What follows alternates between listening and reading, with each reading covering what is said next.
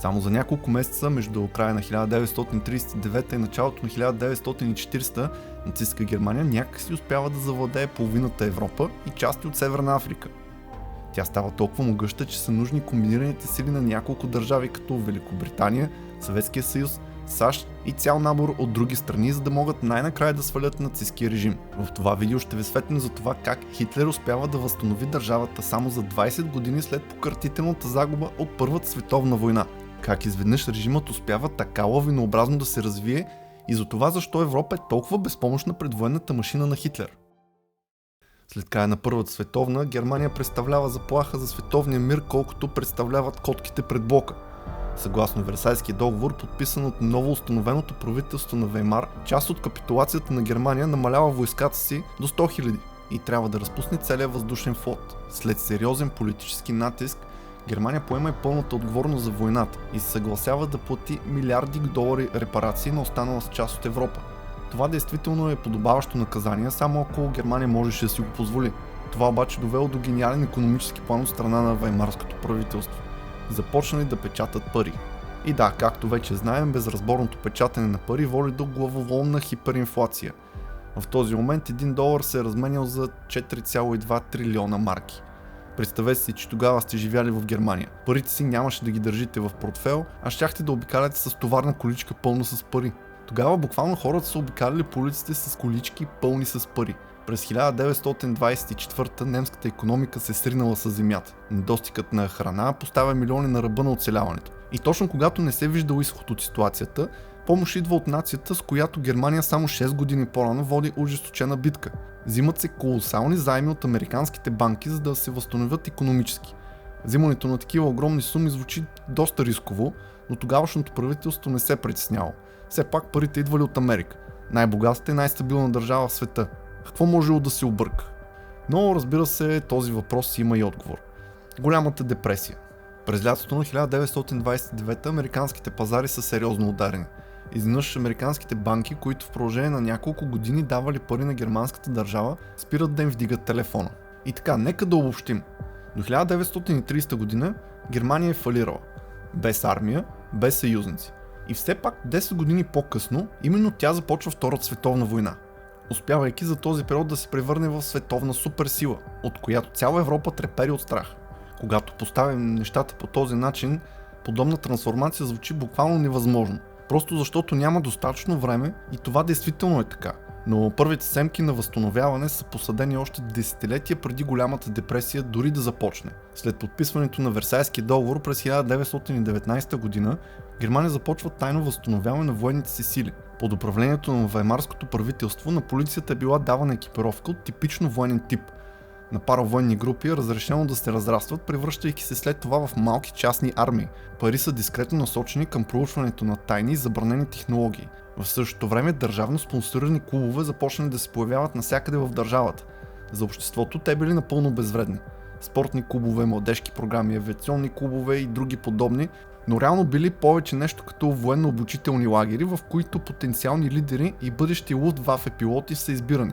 Цяло едно поколение германци са били подготвени за война зад затворени врати. Според Версайския договор всичко това е било незаконно и затова всички тези усилия е трябвало да бъдат скрити от другите нации. Но с появата на голямата депресия на политическата маса сяда едно ново лице. Лице, което не се интересува от мнението на Европа. Може би сте чували неговото име. Адолф. Той поема властта през 1933 година и искрено изразява недоволството си към Версайския договор. Нещо повече. Има намерението да го скъса на парченца и да си изтрие задника с него. От 1935 година нататък започва най-голямото индустриално развитие в историята на Германия. Хитлер настройва и насочва цялата икономика в едно единствено нещо. И това е война. Всеки мъж, всяка жена, всяко дете със здраво тяло са впрегнати да работят. Много са пратени във фабрики да произвеждат муниции и превозни средства за предстоящата война. Някои ходят на полето, други строят огромни проекти, включително и така известните автобани. Хитлер плаща всичко това с всякакви възможни схеми.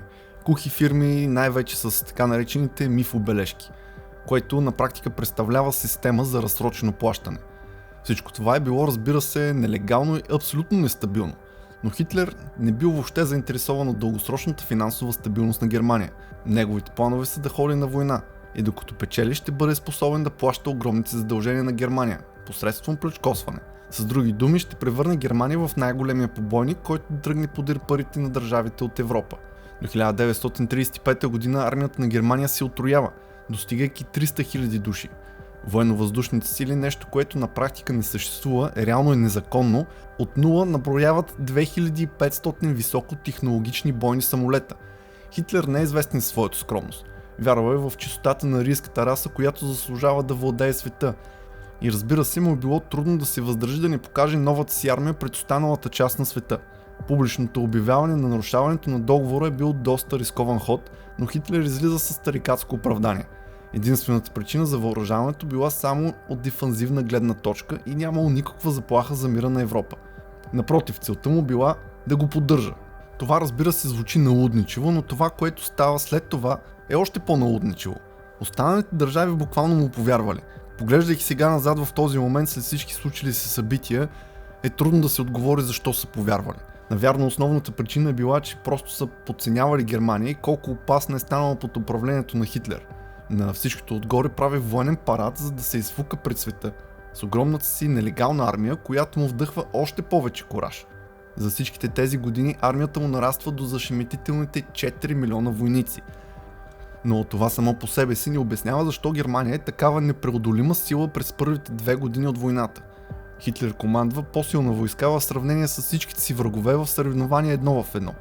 Но Втората световна не е единична битка. Било е същинско мазало, включващо над 50 държави, комбиниращо силите на съюзниците, числено превъзхождащи силите на оста още от ден 1, или всъщност от ден 2. Втората световна започва с нахлуването в Полша и отнемат 2 дена на Англия и Франция да решат, че това може би е проблем и да обявят война 54 часа след началото. Война, която ще продължи 6 години. Война, в която нацистите са превъзхождани числено от съюзническите сили, които в същото време имат повече пари, повече ресурс, повече кораби, повече самолети, повече от всичко, за което може да се сетите. И все пак всички знаем какво се случва в началото. Този на практика аутсайдер разкъсва цяла Европа. Само за 19 месеца Хитлер успешно завладява Полша, Дания, Норвегия, Белгия, Холандия, Люксембург, Франция, Югославия и Гърция. В това време съюзниците са напълно безпомощни да го спрат. И тук стигаме до въпроса как го е направил. Хитлер е имал номер, който е крил в ръкава си. Само 21 години разделят края на Първата световна от началото на Втората, но през това време воюването се е променило завинаги. Проблема бил, че само германците забелязали това. Първата световна се е провела главно в окопите. Войските се окопават и прекарват дълъг период от време на определени места. Атакуването на така добре защитени позиции не са били изцяло невъзможни, но са стрували скъпо на агресора. През версия 2.0 на войната, укрепените окопи получавали сериозен отпор в лицето на танкове, самолети и нови оръжейни разработки. На практика били напълно незащитени. С помощта на моторизирана техника и скорост германците изненадали врага. Целта била зашемети врага и унищожи отбраната. Тази скоростна атака по земя е била едновременно подкрепена и от новопроектираните гмуркащи се бомбардировачи, които фокусирали усилията си там, където вражеската съпротива е най-силна. Тази тактика ви е може би известна повече като Блицкриг или Светкавичната война. Интересен факт е, че термина никога не е използван от германците. Наричат го така западните медии. Но нека не се отплесваме. Противно на известното вярване, основите на принципа на Блицкриг, удряй бързо, удряй силно, с комбинирани сили, не е нещо ново за германците. Просто комбинирани класически военни тактики с модерни технологии, по начин, по който до тогава никой не е виждал. Последното парче от този унищожителен Блицкриг пъзел е скромното радио. Радиостанции са се използвали още през Първата световна, но били огромни и не можело да се разчита много на тях. Скромният им обхват бил почти безполезен. Ако се провикнеш, може би ще имаш по-голям успех. През Втората световна обаче радиостанциите били много по-малки, с много по-добър обхват. Определено не трябва да сте съндза, за да сте наясно, че ефективната комуникация е един изключително голям актив на бойното поле, а германците бързо адаптират радиостанциите, с които да координират унищожителните блицкриг атаки. Разбира се, съюзническите сили също имали достъп до тези инструменти, просто нямали нужното време за да разберат как да ги ползват толкова ефективно. До началото на войната британците не са имали бронирана дивизия в цялата си армия. Поляците силно са разчитали още на кавалерията. Французите разполагали с повече танкове от нацистите, обаче не успявали да ги организират в масови редици, както правили германците с техните танкови дивизии. а ги разпилявали тук-там измежду пехотата. Повечето френски танкове дори нямали радиостанции, което не им позволявало координация помежду им. Тактиката, която сега наричаме Блицкриг, била толкова ефективна, че позволявала на нацистите да победят врага изключително бързо и често с минимални загуби. Франция била превзета само за 6 седмици, Полша за 35 дена, а Дания само за 6 часа. Има много предистория да разглеждаме в това видео, но ще обобщим в няколко изречения.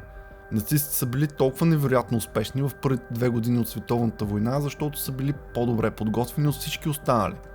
Това допълнително време за подготовка позволило на Хитлер и неговите генерали да сформират огромна, много добре оборудвана армия, да притежават технологично преимущество над враговете си и да специализират механизираната битка преди всеки друг. Трябва да запомним, че Хитлер е знаел, че се подготвя за война от години, докато всичките му съседи са се подготвили за мир.